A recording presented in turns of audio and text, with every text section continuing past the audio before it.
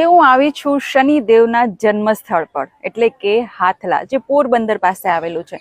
આમાંથી ઘણા બધા લોકોને ખબર હશે, પણ જેને નથી ખબર, તો આજે આ વિડીયોમાં આ મંદિરની અમુક ઇન્ટરેસ્ટિંગ વાત કરવાની છે. તો ચલો દર્શન કરીએ સાથે.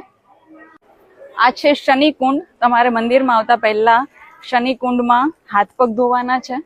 પ્રાચીન માન્યતા છે કે પનોતી રૂપે પગરખાને મંદિરમાં જ ઉતારી દેવાથી પનોતી તે વ્યક્તિના જીવનમાં પરત આવતી નથી. અહીંના કુંડમાં મામા અને ભાણેજ સાથે સ્નાન કરીને પૂજા વિધિ કરે તો તેમને ક્યારેય જીવનમાં શનિદેવની પનોતી નડતી નથી. આ જ કારણે અહીં આવતા લોકો પોતાના પગરખા મંદિરમાં જ છોડી દે છે. પૌરાણિક માન્યતા એવી છે કે પાંડવોએ શનિધામ હાથલામાં શનિદેવનું પૂજન અર્ચન કર્યા બાદ કુરુક્ષેત્રના યુદ્ધમાં વિજય મેળવ્યો હતો.